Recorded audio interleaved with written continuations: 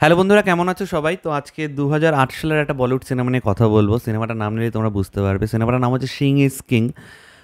Box অফিসে সফল একটা সিনেমা, এবং এর পরবর্তীতে সিং ইজ ব্লিং বলেও একটা সিনেমা এসেছিল, অক্ষয় কুমারই করেছিল। তো এই সিনেমার একটু কাস্টিংটা বলে দিই। ডিরেক্টর তো আনিস বাজমি, তোমরা সকলেই জানো।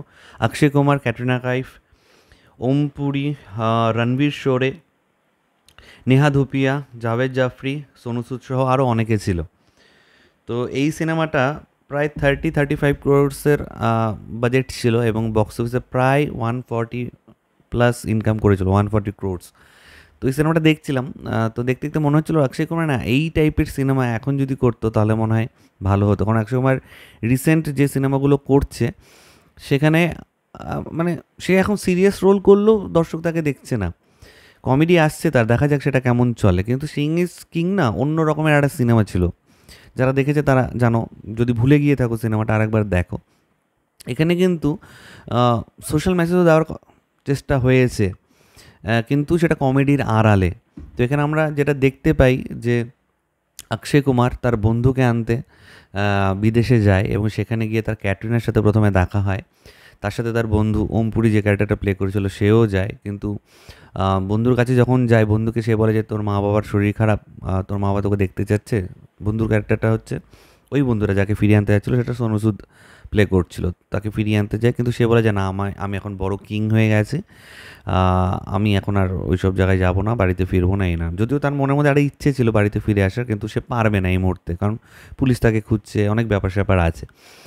তো অক্ষয় কুমার সেখানে মানে ফেরতই আসছিল সে সময়। কিং মানে সোনু সুদ অ্যাকচুয়াল যে কিং ছিল, তার একটা অ্যাক্সিডেন্ট হয়, এবং সে বিকলাঙ্গ টাইপের একটু হয়ে পড়ে।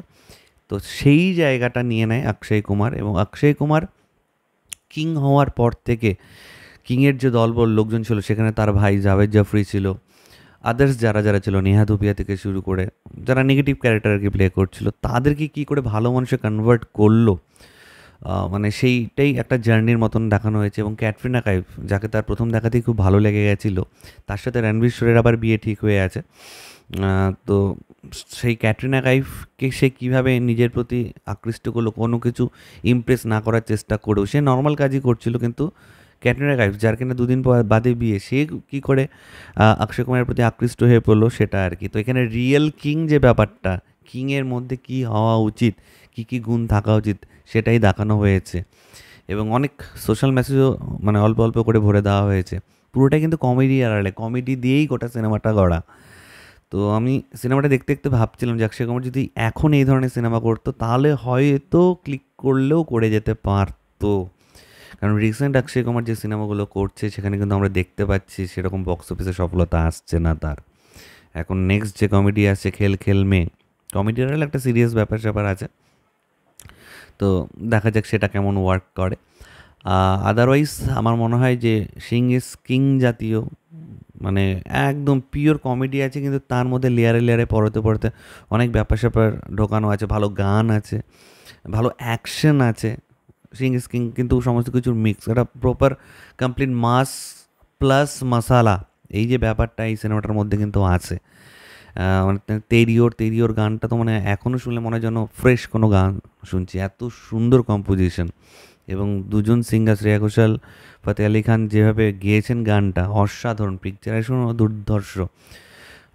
তো সমস্ত কিছু মিলে সিং ইজ কিং কিন্তু সে সময় একটা হিট সিনেমা ছিল, এবং অক্ষয় কুমার তখন পরপর যেই সিনেমা করছিল খুব ভালো বক্স অফিসের সফলতা দেখছিল। তো আমি মানে অক্ষয় কুমারের জন্য সত্যিই মাঝে মাঝে খুব খারাপ লাগে।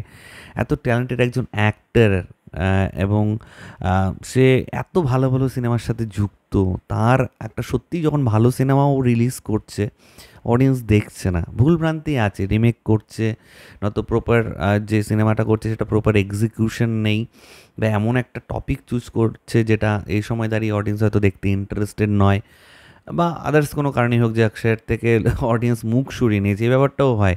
যতই ভালো সিনেমা করো তখন অডিয়েন্স দেখবে না। শাহরুখ খানের সাথে হয়েছে, পরপর 4টা 5টা সিনেমা অডিয়েন্স দেখতেই যায়নি, দেখার পরে তো খারাপ ভালো ব্যাপারটা থাকে।